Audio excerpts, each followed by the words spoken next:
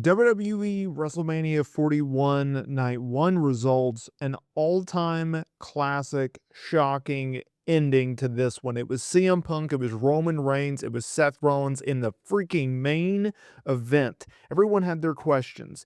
Would Paul Heyman stay truthful to CM Punk? Would Paul Heyman go back to our tribal chief, Roman Reigns? Or would he screw over one of them? Would he screw over both of them and align with Seth Rollins? A prediction I made, a prediction I stood by, a prediction that came true.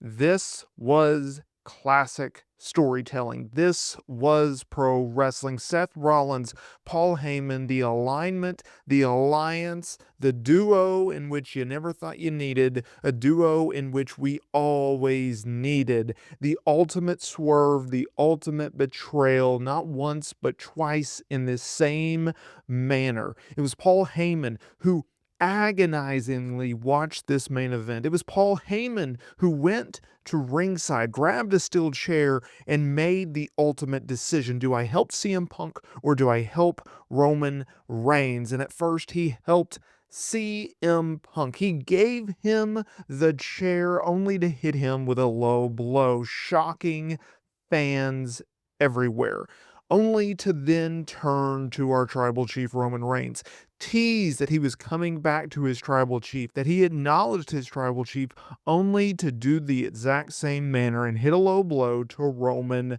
Reigns, aligning himself with Seth Rollins, assisting Seth Rollins in getting this victory. Seth Rollins hitting a stomp to our tribal chief, walking out of the WrestleMania main event as our victor. This was classic. This was cinematic. This was storytelling. Great swerve, fantastically done. It sets many stages. Not only does Paul Heyman have to answer to CM Punk, not only does Paul Heyman have to answer to Roman Reigns, but now this inner tribe, this inner web, if you will, continues. CM Punk has history and he has beef with Seth Rollins. CM Punk has history and beef with Roman Reigns. And now CM Punk and Roman Reigns, they are more alike than ever. They have a common goal in mind, and that is to get the ultimate revenge on Paul Heyman. And who stands in their way? Seth Rollins. Perfectly done. I could go on for hours, but we have to get to the rest of the show. And with the further ado, let's go to the opener. Gunther, Jey Uso, World Heavyweight Championship. It was the opener. This match was weird. As a Jey Uso fan, I must say, not the greatest match in the world. A weird match, and I'll tell you why. There was a spot early on in this match where Jey hit a dropkick on Gunther, and he landed on his arm, and he was holding his wrist and his arm. Now, I don't know if he's injured. I don't know if he was doing a great job selling, but this match was weird. They did not click. I thought their Saturday night's main event match was better. I could not tell why it did not work. I really don't. They tried hard. Gunther dominated most of it. Jey fought back, hit a few power bombs, which was impressive. The finish, it'll be a little controversial. Gunther tapped out to the rear naked choke, a move that he's really implemented into his arsenal. I don't love that finish, but they wanted Gunther to put Jey over very strongly, and I feel like they got that done. So regardless of what you think, this is what they did, and this is what we move on with. WWE World Tag Team titles up on the line. It was the War Raiders defending against the New Day. Now this admittedly was one of the least excitable matches on this card, and bless these guys' heart, they worked hard. The fans did not care about this match. I did not care about this match. You probably didn't care about this match, but the ending of this match was quite interesting. So we do have new tag team champions. It is the New Day. They went over, and what happened was Ivar went for a springboard move. Well, I think it was Kofi on the outside. He held his feet and kind of tripped him up. And Woods hit a double foot stomp off, I believe, the middle rope, top rope, whatever the case may be, and pinned him. Now, Kofi was on the outside, and he was holding Ivar down, and Ivar had to sell like he couldn't kick out because Kofi was holding his feet. It didn't make logical sense. They worked hard. They just could not get this back around. Jade Cargill, Naomi, interesting grudge match, good match. They kept it simple, and that's not a bad thing. Look, I don't agree with the finish, and most people here on the channel will know that I am a Jade Cargill fan. To a certain degree, maybe some will call me even a mark for her, but I thought Naomi should have won this match, and they didn't. They went with Jade. That's fine, but I really felt like Naomi, she did such a good moment and took advantage of this opportunity as a heel, her biggest storyline to date, her biggest break of her career, and she's had a ton of success. I just felt like it was an easy out because this was just a very basic, simple singles match. First women's non-title match since 2006 on WrestleMania.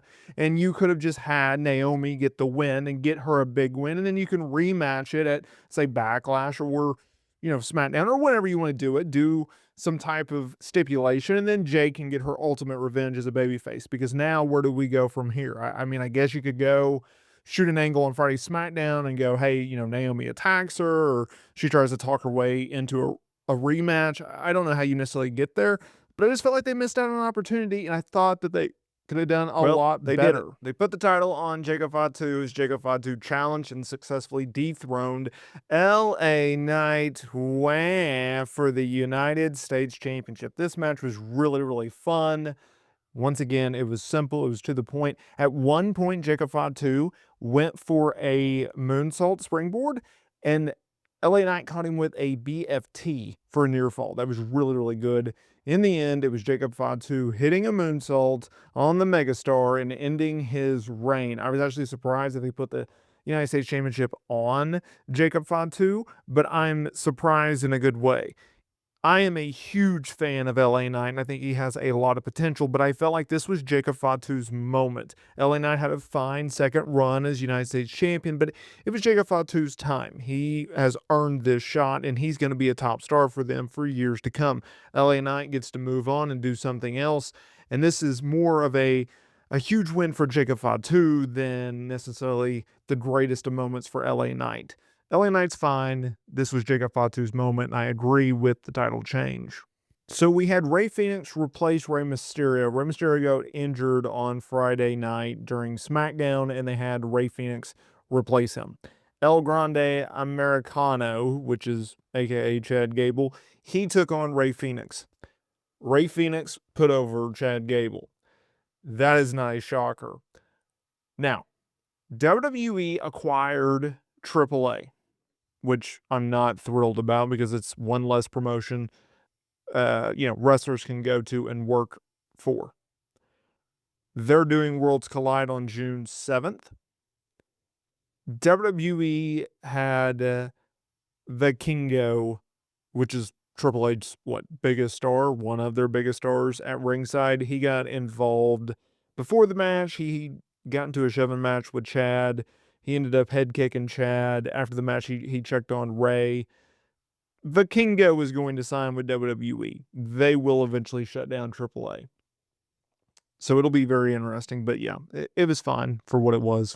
Tiffany Stratton versus Charlotte Flair for the WWE Women's Championship. Now, ironically, it was Tiffany Stratton who picked up the win and beat the Queen, which was actually a pretty surprising finish considering Charlotte Flair had made her grand return at the Royal Rumble and was almost destined to win this championship. There was a lot of buildup, and I would say that the match was decent to best good. I don't know. I felt like it was plodding. I lost interest throughout the match. Tiffany Stratton won with a moonsault, pretty standard finish on her part, but I don't know. I did not feel this match for whatever reason. I was into it from a build standpoint. I've seen criticisms. I've agreed with some where something about a Charlotte Flair match, it's just really, really plodding. A lot of people criticize her television matches. Usually her PLE matches are really good. I think she'll still go down as the women's GOAT, but this match didn't do anything for me.